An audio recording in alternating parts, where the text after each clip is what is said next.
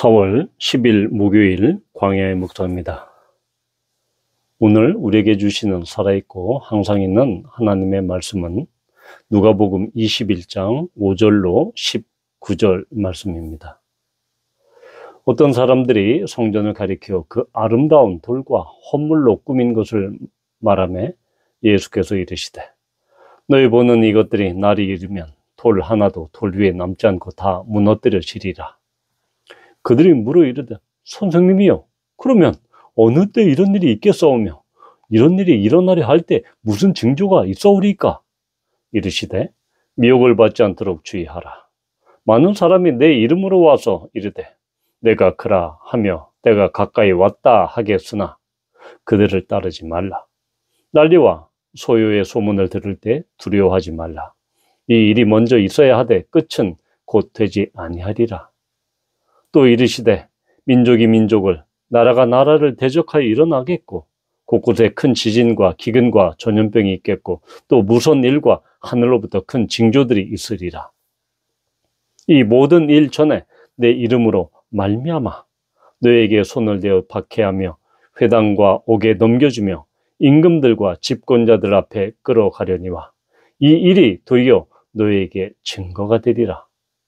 그러므로 너희는 변명할 것을 미리 궁리하지 않도록 명심하라. 내가 너희의 모든 대적이 능히 대항하거나 변박할 수 없는 구변과 지혜를 너희에게 주리라. 심지어 부모와 형제와 친척과 벗이 너희를 넘겨주어 너희 중에 몇을 죽이게 하겠고 또 너희가 내 이름으로 말미암아 모든 사람에게 미움을 받을 것이나 너희 머리털 하나도 상하지 아니하리라. 너희의 인내로 너희 영혼을 얻으리라. 아멘. 오늘 말씀은 이 과부의 헌금 뒤에 이 성전의 종말을 예수님께서 말씀하십니다. 그러자 제자들이 묻습니다. 이러한 성전이 무너질 성전의 종말 전에 어떠한 전조 증상이 있겠습니까? 라고 묻습니다. 그때 예수님께서 말씀하시는 바로 전쟁과 또한 지진, 기근, 전염병, 하늘로부터 큰 징조들이 있을 것이다 라고 말씀하시죠. 그리고 이러한 일들 전에 교회 공동체에 대한 이 박해가 있을 것이다 라고 말씀하십니다. 그런데 이 박해를 예고하면서 즉 성전 파괴에 있어 그 시기에 앞서 박해가 진행이 될 것인데 그 박해가 시작이 되는 그 빌미는 바로 12절에 나와 있는 내 이름으로 말미암아 17절에도 역시 내 이름으로 말미암아 라는 구절이 있습니다. 즉 그들이 박해를 받는 그 빌미는 박해자들이 핑계거리로 내세우는 것은 바로 그들이 예수님을 주님으로 고백한다라는 그 신앙입니다. 당시 로마 황제가 유일한 주, 즉 퀴리오스로 인정되는 그 시기에 아니다. 우리의 주인은, 우리의 주는 로마 황제가 아니라 예수 그리스도다라고 고백하며 신앙을 그렇게 선언하는 그리스도인들에게는 당연히 박해가 있는 것이죠. 또한 12절에 보면 네 가지의 사항이 있습니다. 바로 너희들이 손을 대어 박해할 것이다. 또한 옥에 회당과 옥에 넘겨줄 것이다. 또한 끌어갈 것이다. 즉 손을 댈 것이다. 박해할 것이다. 넘겨줄 것이다. 끌어갈 것이다. 그런데 이 네 가지의 어떤 박해, 이것은 바로 예수님께서 앞으로 당하실 그런 박해의 구체적인 이야기죠. 구체적인 모습입니다. 예수님처럼 너희들도 제자 공동체도 교회 공동체도 똑같은 형식으로 박해를 받을 것이다. 고난을 받을 것이다. 누구 때문에? 예수 그리스도 때문에 박해를 고난을 받을 것이다. 그래서 회당과 옥에 넘겨줄 것이다. 당시 회당은 이 성전 유대교, 즉 이 유대인들이 박해의 주체가 될 것이다. 우리가 사도행전에 보면 이 사도 바울과 바나바 이 선교팀을 박해하고 고난을 받은 것은 바로 이 유대인들이었습니다. 바로 유대인들이 이 예수님을 주라 선포하고 그렇게 복음을 전파하는 전도팀을 오히려 박해했습니다. 또한 이 당시의 유대인들은 예수님을 고백하며 믿는 이 초대교회 이 성도들을 처음에는 유대교회 한 분파로 생각했지만 나중에 가면서 이 유대교회 분파가 아니라 전혀 다른 그러한 이 종교적인 이 파다라는 것이 인식이 되죠. 그러면서 유대교 지도자들은 예루살렘에 있는 교회, 특히 사도들을 잡아다가 그들을 체포하고 고문하고 신문합니다. 때리고 옥에 가둡니다. 그리고 사도행전 12장에 보면 이 아그리파 1세는 매우 조직적으로 또한 이렇게 공적으로 박해를 감행합니다. 또한 이 벨릭스와 이 베스도 총독 같은 이 로마의 총독들도 역시 그들의 정치적인 목적과 이익을 위해서 이 그리스도인들을 투옥시키고 또한 그렇게 박해하게 되죠. 그런데 13절에 보면 이 일이 그렇게 손을 대고 박해하고 넘겨주고 끌어갈 때 이런 모든 박해들이 너에게 증거가 될 것이다. 즉 너에게 증거의 기회가 될 것이다. 이것은 바로 이 박해하는 사람들 앞에서 이 박해받는 이 초대교회 성도들이 또한 사도들이 자신들의 나는 무죄합니다.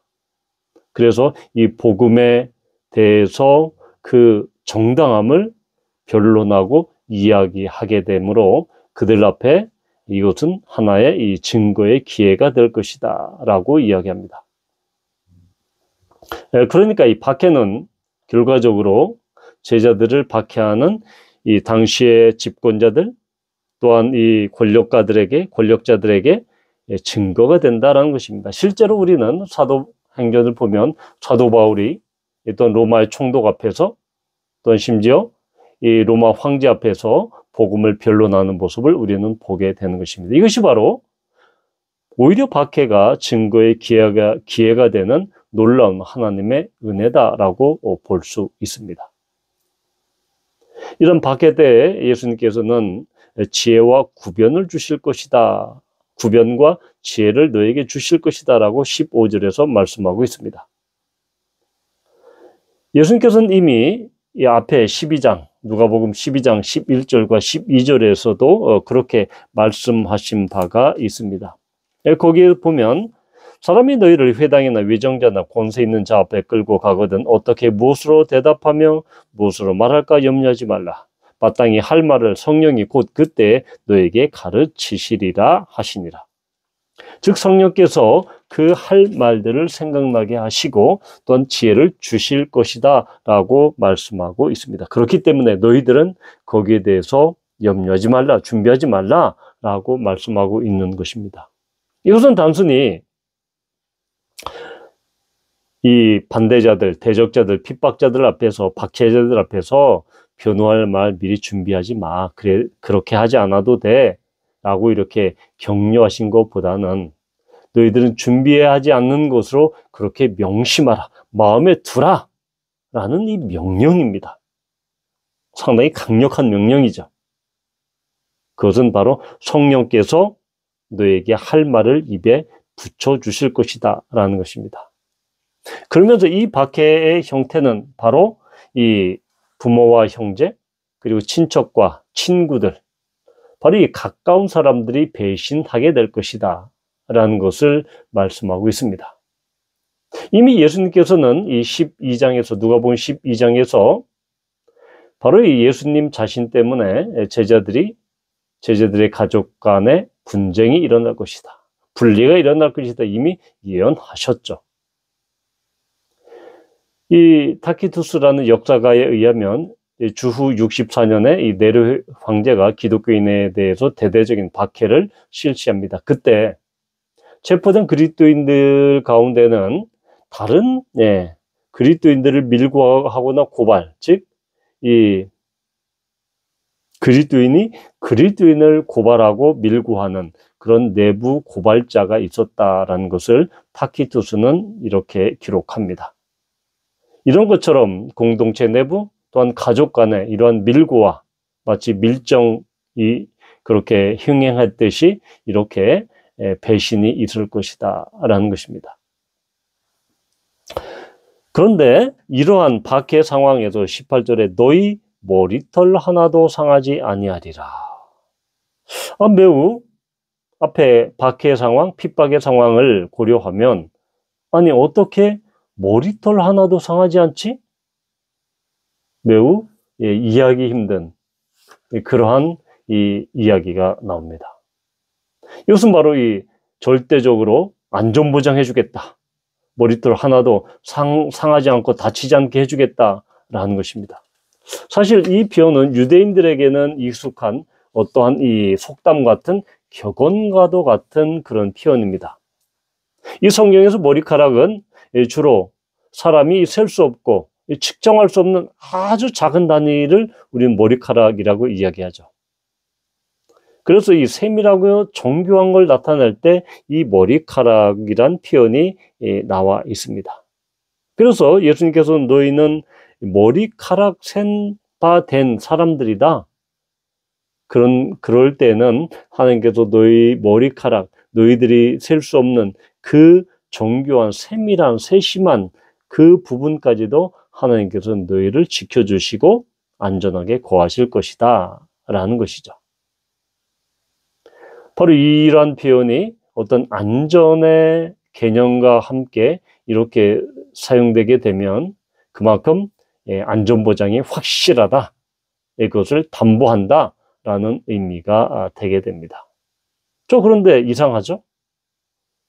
이 앞에서는, 앞 구절에서는 박해와 핍박과 그런 고난이 그렇게 계속해서 이야기되고 있는데 그런 핍박과 박해의 상황에서 심지어 이 죽임을 당하는 너희 중에 몇 명은 죽이게 하겠고 이런 이 순교 상황 가운데 어떻게 머리털 하나도 상하지 않을 수 있는 것인가요?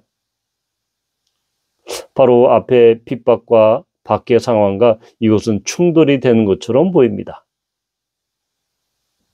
그런데 하나님의 관점에서 보면 이 머리털 하나도 상하지 않을 것이다 라는 것은 뒤에 19절 너희의 인내로 너희 영혼을 얻으리라. 너희 목숨을 얻으리라.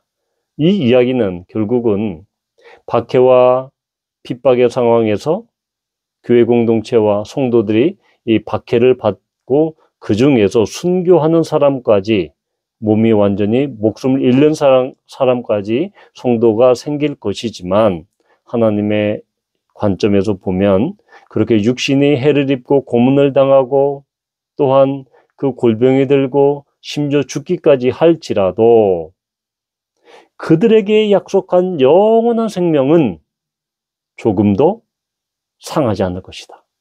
조금도 그 영원한 생명에는 변함이 없을 것이다. 이 영원한 생명에 대한 완벽한 온전한 약속을 지금 예수님은 하고 있다는 것입니다. 즉 하나님께서는 이 핍박과 또한 이런 박해 상황, 고난에 처한 성도들을 완벽하게, 완전하게, 온전하게 지켜주실 것이다 라는 것입니다. 바로 이러한 핍박의 때 또한 이 박해의 시기에 하나님께서는 머리카락 하나도 상하지 않도록 세밀하게 지켜주시고 또한 우리가 영원한 생명을 얻을 수 있도록 또한 그렇게 담보해 주신다. 그렇게 약속해 주신다라는 것을 우리는 알 수 있는 것입니다. 우리는 때로는 우리의 삶 가운데 예수님의 이름으로 말미암아 조롱과 어려움과 또한 이 핍박을 만날 수 있습니다. 그러나 우리는 그때에라도 하나님께서 우리를 머리털 하나도 상하지 않고 우리를 안전하게 지켜 보호해 주시며 또한 가장 궁극적으로는 우리의 영원한 생명을 하나님께서는 약속해 주시고 보장해 주신다는 사실입니다. 그래서 우리는 조롱을 받고 핍박을 받고 어려움을 당하여도 우리가 도리어 담대할 것은 바로 그 핍박의 시기에 하나님의 은혜, 하나님의 사랑은 더 풍성하게 흘러 넘칠 것이기 때문입니다. 지금도 예수님의 이름 때문에, 주 예수의 복음 때문에 조롱받고 또한 조롱거리가 되고 핍박을 받고 어려움을 받고 곤란한 일이 생길지라도 주님은 그러한 일을 통해서 도리어 우리를 담대케 하시고 또한 우리를 머리털 하나도 상하지 않게 하시는 그런 놀라운 하나님의 은혜, 하나님의 사랑을 보여주신다라는 것입니다. 이것을 경험하는 우리 모두가 되기를 축복합니다. 기도합니다. 아버지 하나님, 그렇습니다. 예수님은 이러한 성전 멸망, 성전 종말의 그 전에 교회 공동체에 대대적인 핍박과 고난이 있을 것을 예고하십니다. 주님, 지금 이 시대에도 이 지구촌 곳곳에는 주님의 이름 때문에 심지어 순교를 당하는 그런 성도들도 있습니다. 아직까지 주님의 이름 때문에 핍박과 고난은 계속되고 있습니다. 그러나 우리가 정말 절망치 않고 낭망치 않을 것은 하나님께서는 우리의 머리털 하나도 상하지 않게 하여 주시고 종국에는 우리의 영원한 생명을 담보해 주시고 그것을 완전히 확보해 주신다 라는 것을 우리는 믿고 고백합니다. 예수님의 이름으로 감사하며 기도합니다. 아멘.